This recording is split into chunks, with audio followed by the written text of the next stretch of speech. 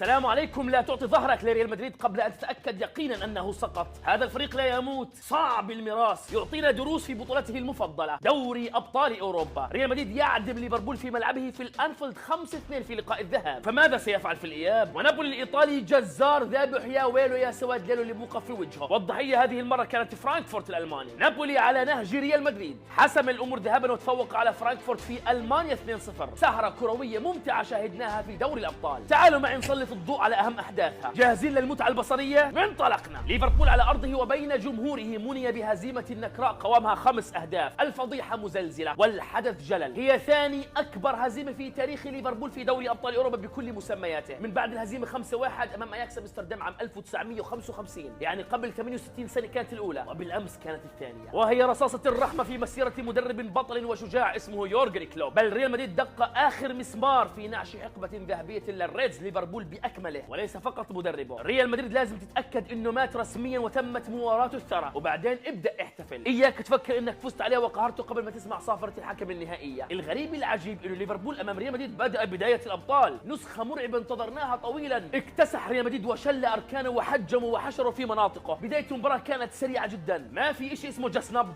الفريقين حافظين بعض صم عن ظهر قلب، بينهم تاريخ مؤجج بالصراعات مؤخرا. ليفربول شبع هزائم من ريال مدريد، خلص الان رد الصعصعين، اليوم راح نكسر راسهم. حقد دفين اخرجوا ليفربول من البدايه. 3 دقائق ونص فقط ليفربول يتقدم بالهدف الاول. محمد صلاح هلك الابه، فظع فيه، كره عيشته. ما كان الهدف الاول الا البدايه. محمد صلاح تمريره ارضيه في عمق منطقه جزاء ريال مدريد، وداروين نونيز يستثمر ارتباك وسوء تمركز الثنائي روديجر وميليتاو فيضع الكره بالشباك على طريقتي انا. حكيت في الستوري وقت المباراه لما صورت في المباشر، قلت انها على طريقتي لاني لاعب اشول العب بالقدم اليسرى، فلما تيجي من هاي الجهه هذا هو الحل الامثل. طيب هذا الهدف ما خلى ليفربول يتراجع، بالعكس اندفعوا للامام من منطلق هيا لنستغل تشتت ذهن وارتباك ورعونه خط الدفاع الملكي. ريال مدريد بالغ بالتراجع للخلف، وليفربول بالمقابل بالغ بالهجوم. مارس الضغط العالي على عناصر ريال مدريد في مناطقهم، خاصه انه توني كروس على دكه البدلاء وسيبايوس كذلك، وهدول الاثنين برايي هم افضل لاعبين من ريال مدريد بالخروج بالكره من الخلف الى الامام. ليفربول خنقهم واجبرهم على الوقوع بالاخطاء، ولذلك شوف الهدف الثاني في الدقيقه 14 كامافينجا في منتصف الملعب تزحلق والضغط العالي ما بيرحم، انقطعت منه الكره بسرعه ومع ذلك خسرها ليفربول بسرعه. بس الفكره وين؟ حتى لما يخسروا الكره لاعبين ليفربول ما بيستسلموا، ولذلك كارفاخال رجعها لكورتوا، ومحمد صلاح بدوره ضغط على